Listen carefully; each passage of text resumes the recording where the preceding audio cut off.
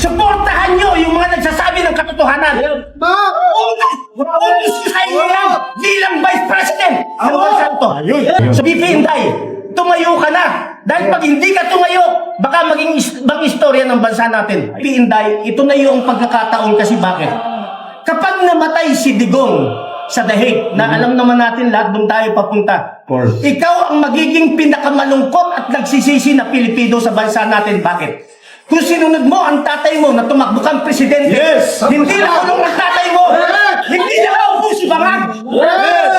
You owe it to the people. Correct. BP Inday, you owe it to the people. Huwag kang magkaroon ng second mistake. Kaya kami naninindigan ngayon dahil ikaw lang ang constitutional successor. Wala nang iba. Ito ang balita ngayon. Trending at pinag-uusapan ngayon sa social media ang di umano'y balitang. Ito ang balitang dapat malaman ng taong bayan na pilit tinatago at pilit ayaw di umanong ipalabas ng mga bayarang media sa palasyo, kamara at senado sa publiko. Pero bago ang lahat, kung bago ka pa lamang sa channel na ito at nais mong manatiling updated sa mga maiinit na balitang politika, huwag kalimutang mag-like, mag-subscribe at i-click ang notification bell para hindi ka mahuli sa bawat bagong video na aming inilalabas. At ito na nga mga kababayan. Mabilis lang po ito. BP Inday, ito yung panahon na kailangan lumabas ka na. Ipapaliwanag ko kung bakit. Kapag hindi ikaw ang pinanawagan namin na mag-lead sa amin, magiging extra-constitutional yun. Correct. Kaya kami sa'yo nakaangkla para walang gulo, constitutional siya. Simulan natin sa Supreme Court. Ang Supreme Court hindi makapag-decide. Bakit? Unahin natin TRO ni Bato. Hindi siya makapagbigay ng TRO kasi pag nagbigay ng TRO ang Supreme Court, inamin niya na mali yung ginawa nila kay PRRD. Yun. Ngayon, kung kumampi naman ang Supreme Court doon sa ICC at sa gobyerno, inamin naman ng Supreme Court na failure na ang justice sa bansa natin. So, anong gagawin niya? Papatagalin lang niya ang issue.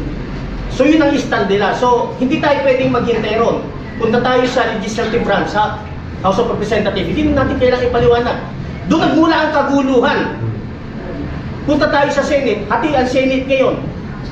Pumunta tayo sa executive branch, di lalo na. Sila nga yung nagmamando kasabwat lahat eh. At kaya tayo lumabas ngayon at direktang nananawagan kay BP dahil ito na lang yung natitirang constitutional move na pwede namin gawin. Kung hindi kami gagawa nito, hindi kami mananawagan na sama-sama, magiging extra-constitutional yun. At ayaw natin pumunta tayo ron. Bago ako magtapos, BP Inday, ito na yung pagkakataon kasi bakit?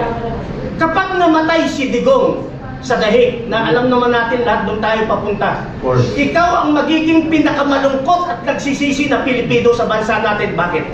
Kung sinunod mo ang tatay mo na tumakbo kang presidente, hindi na kulong ang tatay mo, hindi na kaupo si Bangag.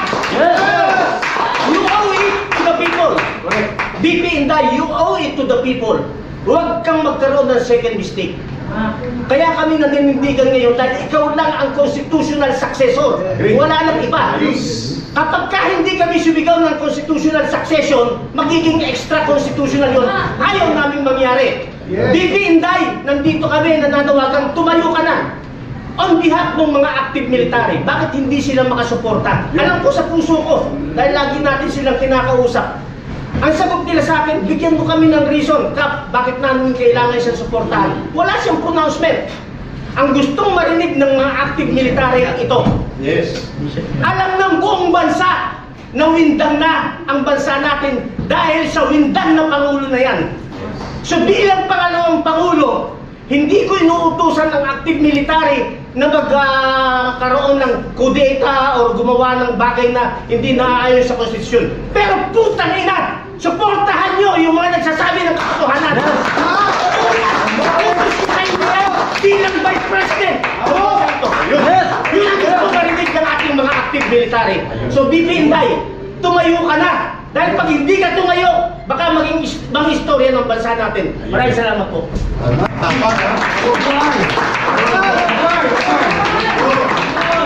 Ito ay sentimiento mula sa mga retired military and police officers, men and women in uniform.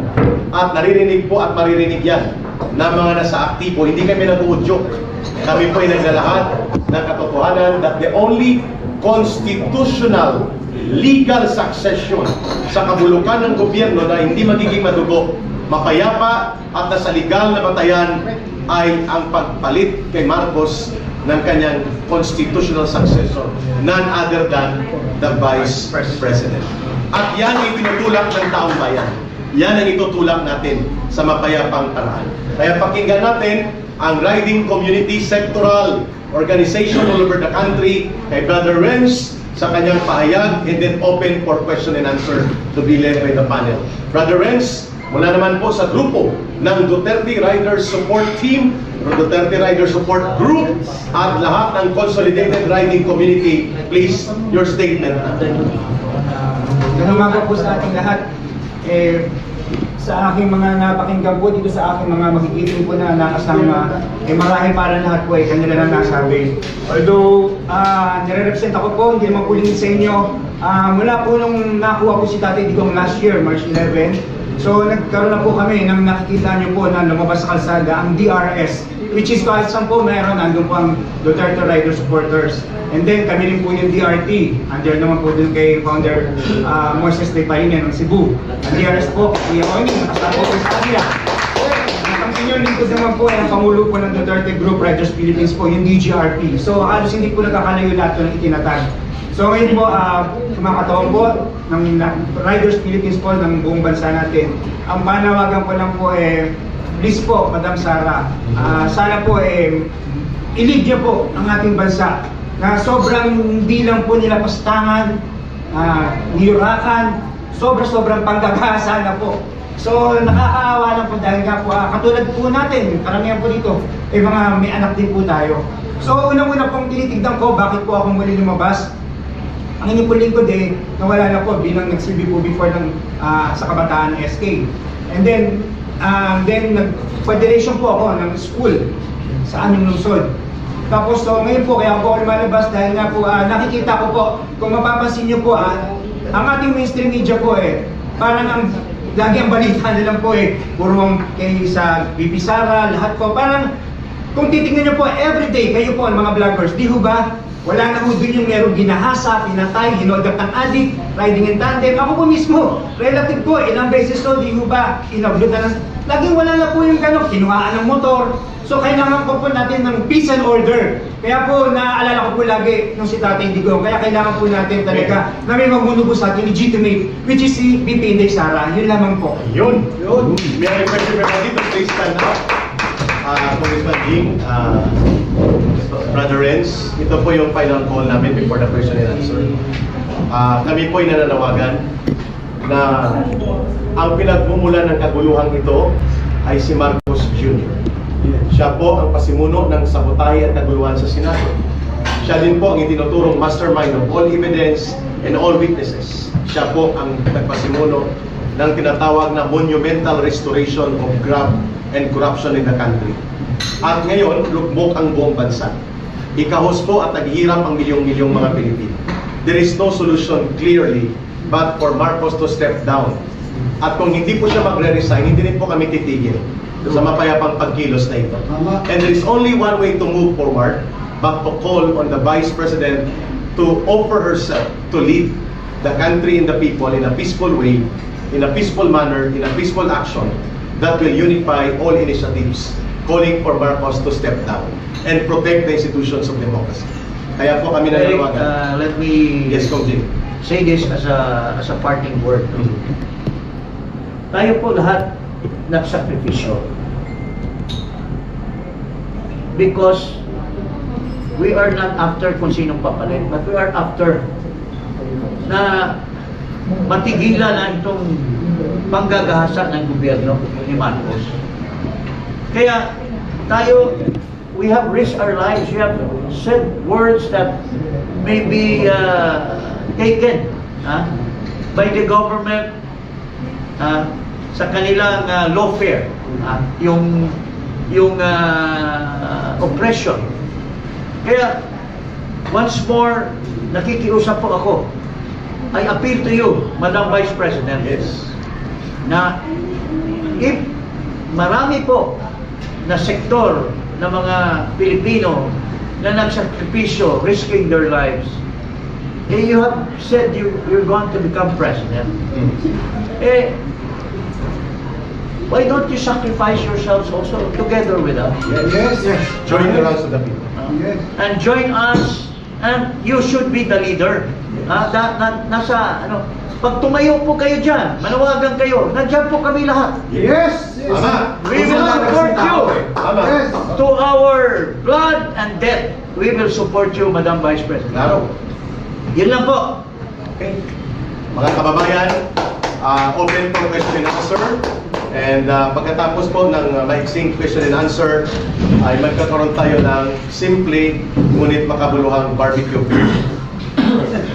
Sige, shoot the question and you can address it to anybody from us, especially sa aming lead convener of this conference, dating Congressman Jing Paras, Attorney Maniluna and Garrett. Well, first question po, mga kababayan mula sa ating mga independent political commentators and others. Pambansang loyal, shoot the first question. Mamaya lang. Okay. Sige, mayroon bang gusto magtanong? Sa brother sa malikod sa media. Anybody who would like to ask a common question? Okay, sige. Ayun. Dabawinyo, Ramir. Please ask the question, brother Dabawinyo. Para masimulan po natin ang ball rolling. Sige, brother Capiel, take it. Ano po ang maaaring magiging pangalan ng grupo ninyo, kay Rick? Jing, ikaw muna magpaliwanag. Wala pong pangalan eh. Ang pangalan namin ay isang concerned Pilipino. Siya isang concerned Pilipino. Siya isang concerned Pilipino. Wala pong hindi po importante yung pangalan. Ang importante yung message namin sa ating mahal na Vice Presidente. Yun. So, Na lumabas na siya in the open, call on the people to unite with her and denounce this government. So wala po itong political color, sir. Walang political color. It's for the people. It's for the country. Okay. Yes. Maliban po kay BP Sara, sino pa po ang maaari nyo panawagan, sir, para sa mga Na mag-lead. isinusulong po ninyo para mag-lead? Well, unang-una, kung lalabas si BP Sara, tiyak hihikayat din namin yung mga senador Yes. na naniniwala sa kanya. We are calling on Yung the mga senators. congressman na naniniwala sa kanya. Tama. And even men in uniform na naniniwala sa kanya. Na maninindigan para sa taong bayan. Okay po. And we believe, sa binanggit ni dating Congressman Jing Paras, once the Vice President will join openly and actively in the initiatives of the people, mabubuo po ang pinakamalakas na democratic opposition sa bansa niyo. Yes. Yan ang aming in-expect at sigurado kami magaganap yon. Hindi pa mangyayari na si Marcos ay makakaramdam ng pagkatakot sa pagdagsa ng daluyong ng protesta ng taong bayan until there will be a strong leader Unified na leader. mag-unify ng pwersang ito. At yan ang aming panawagan na magiging role ni Vice President Sara Duterte. I would like to add to the statement of Congressman Jim. Kami ay bilang Pilipino ay concerned sa nangyayari sa ating bansa. And I would like to invoke yung karapatan namin under Article 2, Section 1. Sovereignty resides in the people and all government authority emanates from them. Sinisira nila ang gobyerno, grabe ang korupsyon, pinagtatakpan ang mga maleta gang. Ano ito? This is a threat to our democracy.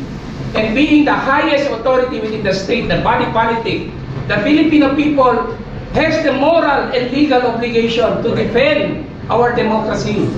This is perfectly legal and constitutional. So, ito ang ginagawa namin, walang label po ito. We belong to the entire mass of Filipino people. Yan po, to put it in the right context. Maraming salamat. Ayun! Next question, ma'am. Go ahead po. Thank you, Yes po, Attorney. sir. Mga sirs, ang question lang po is, di ba nag-declare po si BP Sara na lalaban po siya o tatakbo siya as a president of 2028? Is it not enough po ba para kumilos tayo ngayon na in her side? Kulang pa po ba yun? Kulang na kulang po. Ha? Kasi kung leader ka, dapat lumabas ka. Manawagan ka, dapat the people are swarming over you. Hindi yung maghintay ka pa noong 2028, napakalayo ka nun eh. Ubos na kami. Baka maubos na tayo sa kakahuli ni Matibag at yung mga ibang baka ubusin na yung mga tao sa Hague. Ubos na.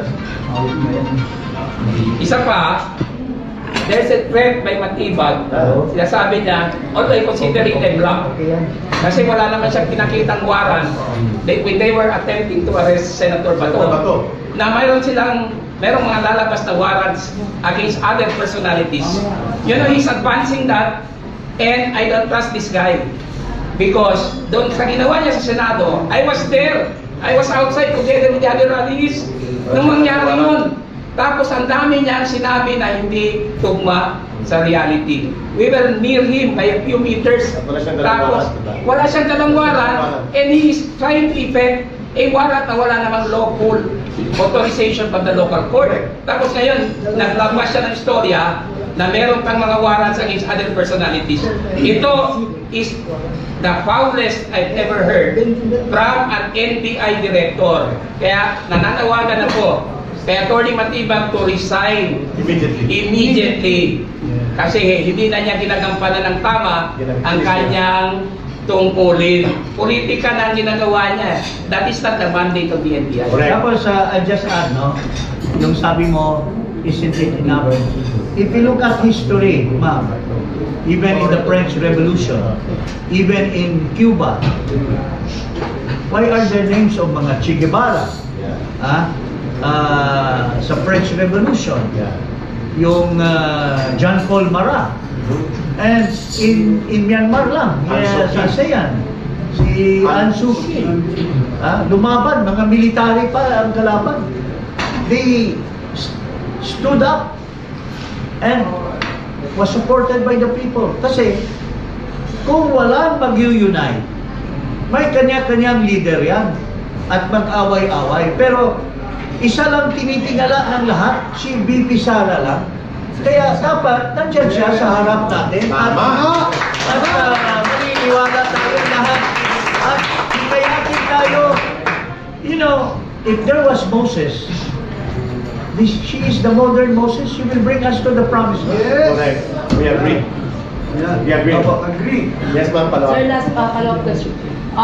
Sa tingin po ninyo lahat ngayon, is it undeclared martial law or what it is? Bigyan natin ng pagkakataon ang taga-UPI.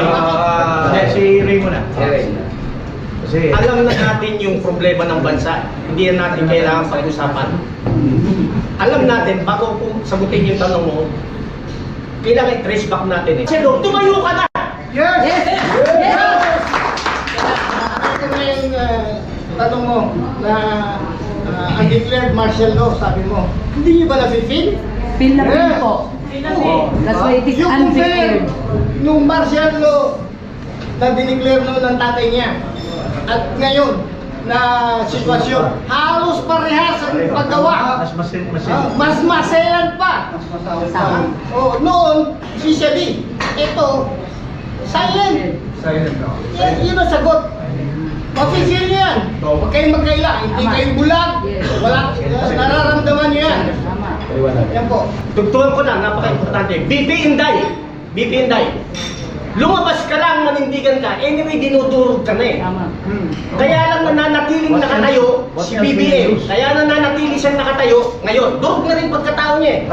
Dahil kontrolado niya ang mainstream at social media narrative and perception. Marami silang trolls, may ginagamit silang machine to shape perception. Ngayon, BP Inday, tumayo ka! Kami nagagaranti rito, may lalabas na 1 milyon sa Luzon, Visayas, Mindanao. Nagtubigan ka na! Pang-reaction to that question. Well, the way it is now, ang nakikita natin, wala na hustisya. Bend the law. Ha? Bendalo. So, ano pa bang masasabi natin kung hindi martial law yan? Yung panahon ni Marcos, bendalo din lahat eh. Mayroon pang aso noon eh. Oo. Na uhulihin ka lang, wala kang kalaban-laban, walang warrant. Eh ito ngayon, under the guise of a warrant, pero pagdating sa piskal, maski walang basihan, dahil i-decide ng piskal na ipapayag sa korte. Ito, mayroon tayong, sinabi mismo ni Bangag, ni Marcos, na walang foreign entity will interfere. Walang ICC na sasantuhin, walang ICC na papasukin. Pero ano nangyari ngayon? Ganun pa rin. Siya mismo ang nagpapasok, siya mismo ang nagbigay ng konteksto, nagbigay ng karapatan ng ICC na manghuli dito. Oo.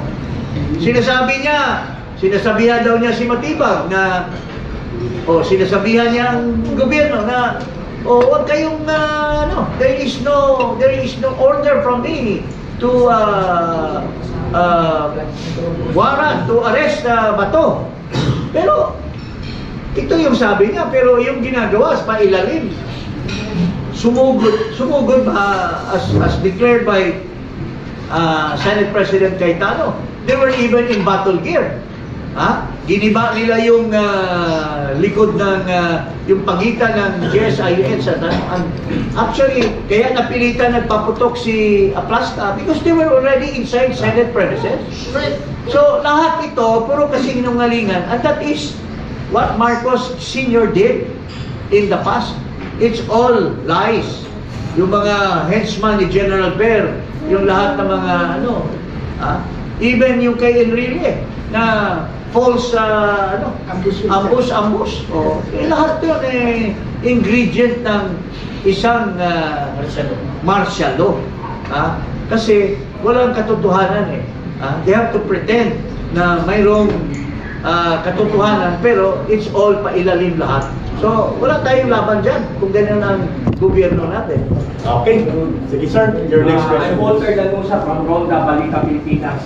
May suggestion sa ano po ako, no? Mas maganda magkaroon ng gas si VP Inday Sara. Magkaroon tayo ng million signature campaign. Pag nakita po niya yung million signature campaign, Wala na po. Kami nasa front line, hindi ka man naman siguro nagkasama Tapos namin lahat yan. Buong taong bayan, hindi na kailangan alam na ni VP Sara lahat yan. And it will take time before we know it, nilamo na Baka nagkulong na tayo lahat. Inopos na niya. Sinabi ni Perez, we tried it, pero walang nangyari. At nakita naman po natin, the situation calls for an immediate action. Nasa Supreme Court po. Sa Supreme Court alone, in-ignore lang ng Supreme Court. In-ignore lang, di ba? So, next question po. Do you have any next question? Yeah, Brother Marvin. Eric, nasubukan niyo na po bang kausapin si VP Inday Sara private? Privately, Yes. that remains to be confidential. I am not at liberty to discuss if there are initiatives regarding that. Kasi hindi namin siya gustong ilagay sa spotlight. Tsaka with your respect, hindi naman kami 100,000 people na may puot, may dinadamdam, makipag-usap kaming 100,000 people. Mabigat yun. Kaya we did this in public because hindi lang kami, lahat ng mga organization namin. This is shared by so many other organizations na ganun ang pakiramdam. Kaya talagang magalit man yung mga tao na kapaligid sa kanya or whatever, we don't care. Basta pinaabot namin ang sentimento ng mga tao na nakikita namin araw-araw. Sa tagal na kaming nasa kalye na nanawagan, hindi namin mabuo-buo kasi sinasabi nila, sino bang leader yan? Leader dito, leader doon, leader dito. Pero kung mag-isa lang yung leader, nandiyan kami lahat. At isa lang ang komando. Yes. Diba? Next question, brother. Magandang araw po sa inyo. Kung sakali po na pumayag po si Madam Vice President at pamunuan po tayo, May mga susunod na hakbangin na po ba tayo? At ano po ang pagkakaiba po ng grupo po natin kung tatayo po tayo bilang isang oposisyon sa mga nagkukunwaring oposisyon na umihimod ng pumasok Junior? Doon natin makikita. Kasi pag tumayo si BP, yung nasa mga sarili nilang bahay, yung tinatawag na mga fence-sitter, na silent majority, na may puot sa kanilang puso, may puot sa kanilang damdamin, maglalabasan yun. Kasi kung naninindigan na yung isang vice president, sino pa kaya tayo na hindi natin ilabas yung sentimento natin? Correct. Kaya magpupuntahan lahat yan. Ang tawag niyan is spontaneous. Spontaneous reaction. Spontaneous yan. Now, kung hindi maging totoo na itong mga tao na naninindigan at may damdamin, hindi totoo. Makikita din yan, hindi pala ako tatakbong presidente, wala palang nagsusupport sa akin, di ba? That is also one test. Barometer yan. And at least, klaro, if she did it, at least she did the right thing. Yes. Hindi po pwede na ang isang leader ay sigurista. Tama. Sa lahat ng pagkakataon. Ang isang maayos na leader at matapang at matatag ay leader na handang humarap sa panganib at risiko. Lalo pa kung kasama niya ang kanyang mamamayan. Walang desisyon na walang kakibat na risiko o panganib. Hindi namin sinasabi na i-risiko niya ang sarili niya. Ang sinasabi namin, it will be voluntary on our part. But on our part, it will be mandatory for us to ask her kasi kami ay mamamayang Pilipino. And we're looking at her as the leader. At sinasabi namin, ulitin natin, walang kasaysayan ng kilusang masa o anumang mga paglaban ng mamamayan sa mapanupil at abusadong gobyerno na nagtatagumpay kung walang alternatibong leader na namumuno at nagbubuo at nagbubuklod sa pagkilos ng mamamayan. And that situation now is calling for Vice President Sara Duterte to be a part directly, to be involved in the People's Democratic Opposition Movement. At kung may risgo man ito, willing kami mag-join sa kanya, sa risgo. Baka tinatanong nyo, paano kung alistuhin siya at ipapakulong siya? Eh di, pakulong tayo lahat. Lahat tayo sasama sa kanya. Di ba?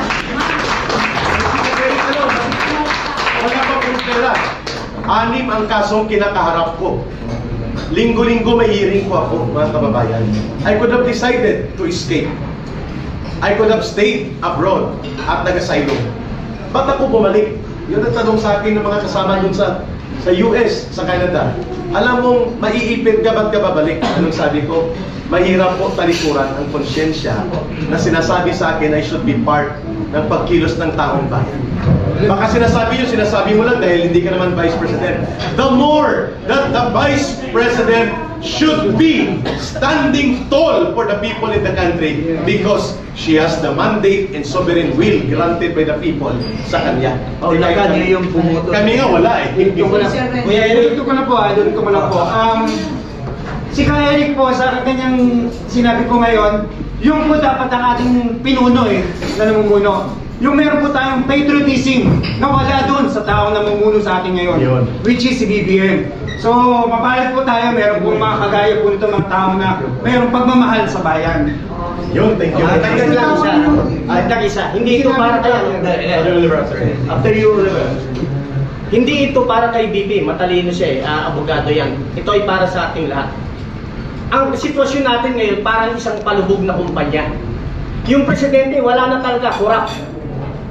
Lahat ng empleyado gustong lumaban. Ang iniisip nila, pag lumaban ako, sipahin lang ako nitong gagong presidente dahil empleyado lang ako. So yung vice president ng company, hinihintay nung mga empleyado na manindigan. Kasi pag yun na nanindigan, lahat yun sasama mas matibay siya. So hindi tayo, kaya yung sinasabi ni Kong Jing, ni Atty. Manny, ni Kuya Eric, lahat tayo rito, hindi pwedeng tayo yung gagalaw na walang ulo. Kasi pag vice president ng company ang gumalaw, legal yun. Kasi siya ang alter ego ng presidente.